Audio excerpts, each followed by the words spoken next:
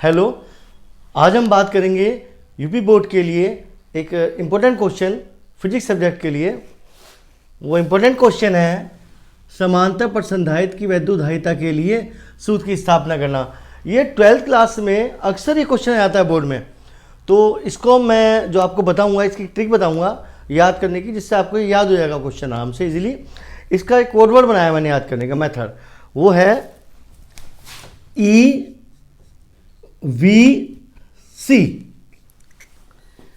अब इसको याद करने का एक सिंपल सा तरीका आप यूज कर सकते हैं। एक वेरी क्यूट गर्ल, तो EVC, या एक वेरी चार्मिंग गर्ल, या मुझे ऐसी वैसी चलती है, तो दैट्स EVC याद रखना। क्योंकि अगर आपको EVC याद है तो इससे आप इसको इजीली कर लेंगे। इसमें 3 स्टेप है। पहले कैपेसिटर जो है समांतर प्लेट कैपेसिटर है, इसमें वैद्युत क्षेत्र E फाइंड आउट करो, फिर दोनों प्लेटों के बीच वोल्टेज यानी विभवांतर वैद्युत विभवांतर फाइंड आउट करो, और उसके बाद इसकी वैद्युतधारिता C ज्ञात करो और डायरेक्शन समाप्त। चलिए इसको शुरू करते हैं। ये दो समांतर प्लेटें हैं, पट, एकदम पट का मतलब होता है एकदम सीधी सपाट। तो दो प्लेटें हैं जो आपको ऐसे दो लाइन के रूप में दिख रही हैं, बट इनका इधर एरिया भी होता है, तो दैट इज प्रत्येक प्लेट का क्षेत्रफल जो है वो A है। प्लेटों के बीच परावैद्युत पदार्थ भरा है। परावैद्युत पदार्थ क्या होता है?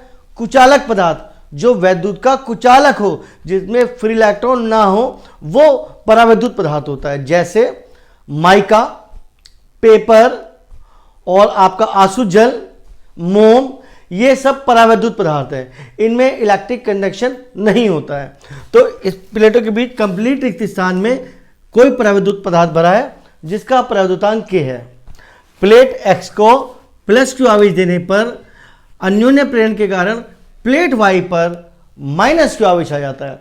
आप इस लाइन को ऐसे भी कह सकते हैं कि संधारित्र पर के प्लेटों के मध्य वैद्युत विभवांतर V आरोपित करने पर संधारित्र पर आवेश Q आ जाता है तथा पृष्ठीय आवेश घनत्व स्मॉल सिग्मा है।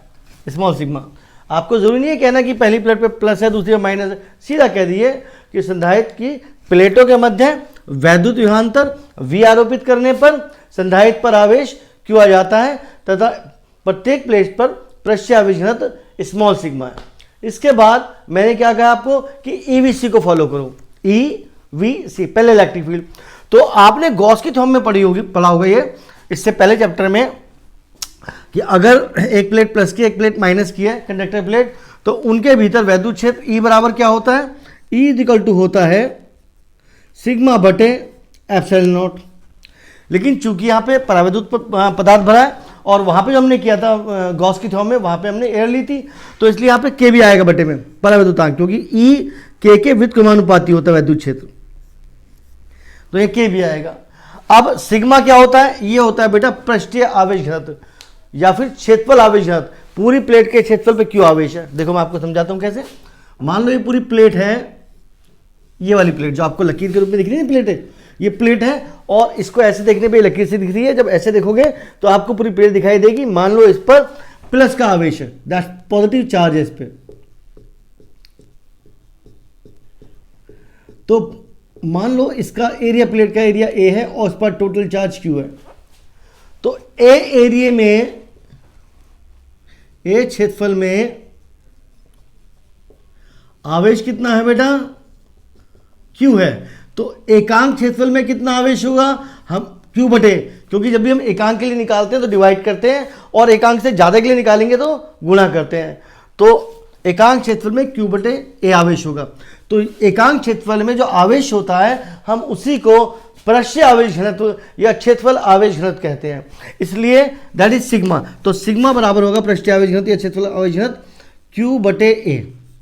तो आप लीजिए, चूंकि सिग्मा बराबर Q बटे A, इसलिए E बराबर Q, ये वैल्यू आप यहां रख दिए, ये जो वैल्यू है क्योंकि यहां रखना है आपको, तो Q upon A, K epsilon not A बटे में जाएगा Q अपॉन A, इस सिग्मा की जगह Q अपॉन A। तो मुझे लगता है आप ये समझ गए होंगे। अब हमारा E का पूरा हो गया कंप्लीट E। अब हम बात करेंगे वैद्युत विभवांतर की। तो चलो वैद्युत विभवांतर को देखते हैं बेटा। ई के बाद हम बात करेंगे बेटा वी की। प्लेटों के मध्य वी बराबर ईडी होता है। ये तो ये आपको मालूम होगा, प्लेटों के बीच वैद्युत विभवांतर जो होता है वो वैद्युत क्षेत्र, प्लेटों के बीच वैद्युत क्षेत्र ई इंटू प्लेटों के बीच की दूरी के गुणनफल के बराबर होता है। अगर आपको नहीं पता तो मैं आपको 2 मिनट के लिए बताया तो आपने फर्स्ट और थर्ड चैप्टर में, फर्स्ट चैप्टर में आपने पढ़ा होगा E is equal to 1/4πε0 Q upon R square and V is equal to 1/4πε0 Q upon R. आप इनको डिवाइड कर दीजिए तो आपका हो जाएगा V अपॉन टी ई। मैंने इसको इससे डिवाइड किया है, ये कट जाएगा, Q कट जाएगा, यस सुनो, व्युत्क्रमानुपाती V के R व्युत्क्रमानुपाती है तो R बटे में आएगा और E के आर स्क्वायर व्युत्क्रमानुपाती है तो आर स्क्वायर ऊपर आएगा और इस पावर से ये पावर कट जाएगी। Then V is equal to E R, ये ई इधर गुणा हो जाएगा।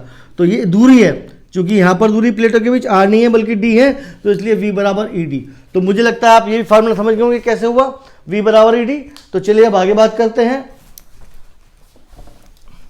तो अब आप इस E की वैल्यू को इक्वेशन 1 से उठाकर इक्वेशन 2 में रख दीजिए। तो जब मैं ये वैल्यू यहाँ रखूँगा तो हमारा हो जाएगा V इज इक्वल टू ई की रखेंगे Q अपॉन के एप्सिलॉन नॉट ए, ये मैंने वैल्यू यहाँ रख दी है, और इनटू डी इक्वेशन नंबर 3।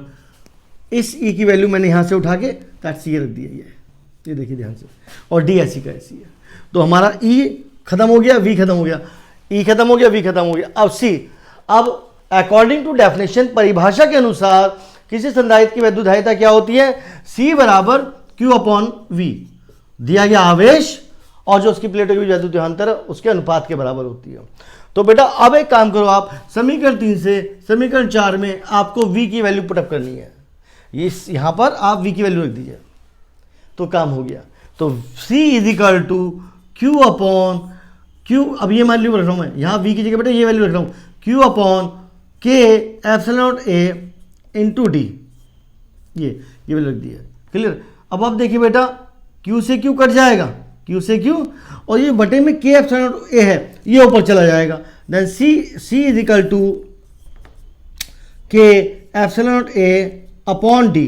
तो ये आपका फार्मूला ड्राइव हो गया।